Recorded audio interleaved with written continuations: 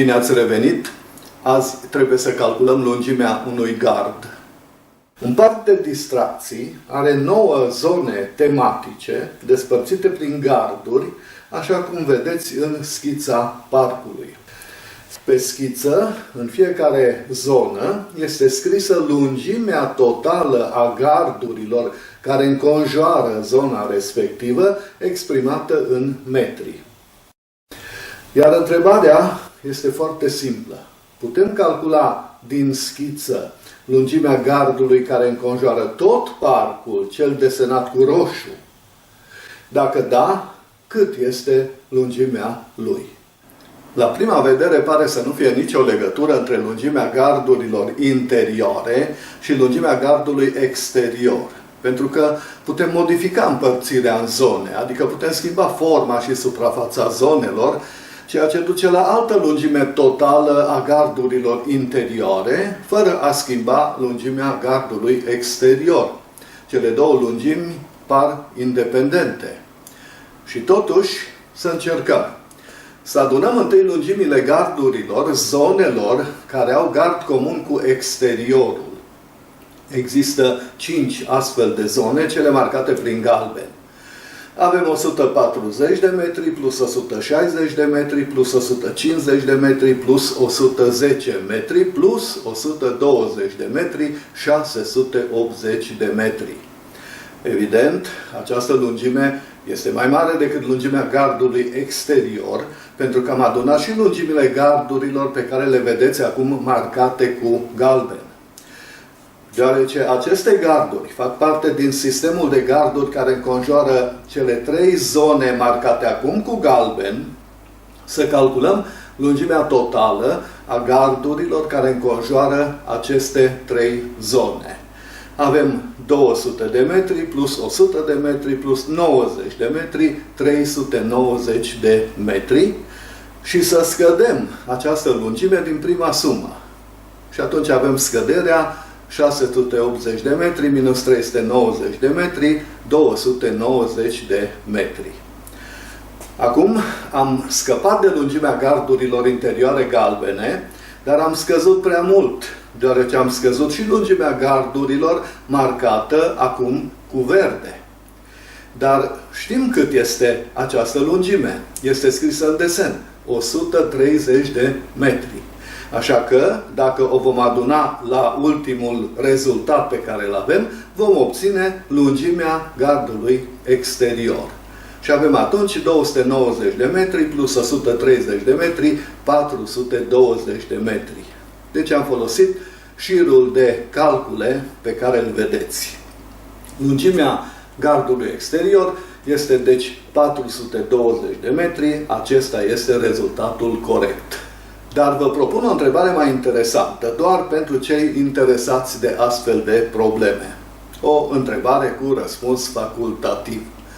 Este oare întotdeauna posibil de calculat lungimea perimetrului exterior cunoscând perimetrele zonelor interioare?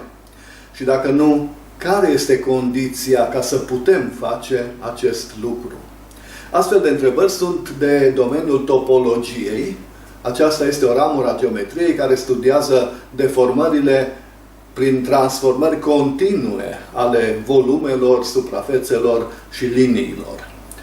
O problemă celebră a topologiei este teorema celor 4 culori, care spune că orice hartă poate fi colorată folosind doar 4 culori, astfel încât să nu avem zone vecine de aceeași culoare. Aici vedeți, de pildă, harta Statelor Unite ale Americii, desenată cu doar 4 culori.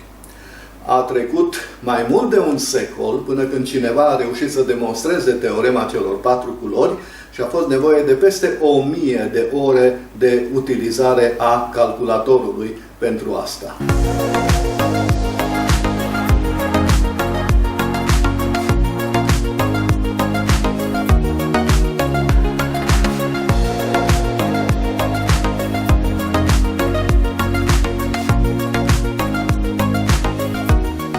Pentru azi o întrebare care a fost pusă, printre alte întrebări, evident, la un concurs de matematică dintr-o țară îndepărtată. Dacă voi reuși să aflu mai multe despre sursa ei, vă voi spune săptămâna viitoare.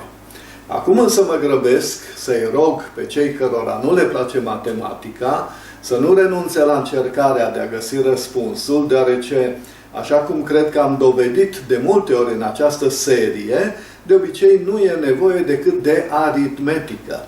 Așa este și în acest caz. Cunoașterea celor 4 operații este tot ce trebuie.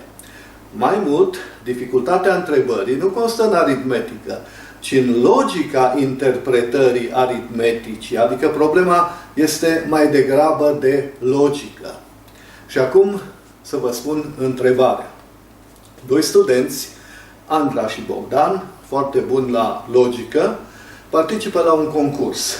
Acolo fiecare primește un plic în care este scris un număr și li se comunică celor 2 că ambele numere sunt numere întregi și mai mari decât 1. Cei 2 deschid plicurile și își văd în secret numerele.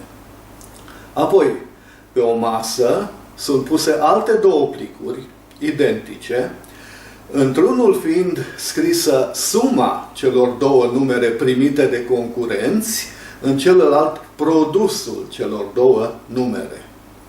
Și o persoană este aleasă la întâmplare și rugată să aleagă, tot la întâmplare, unul dintre cele 2 plicuri de pe masă și să citească numărul din plic, în așa fel încât să-l audă și Andra și Bogdan. Persoana alege un plic, îl deschide și citește numărul 2020.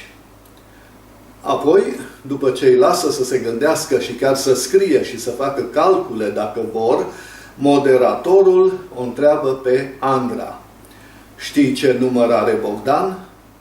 Și Andra răspunde: nu. Apoi, moderatorul îl întreabă pe Bogdan: știi ce număr are Andra?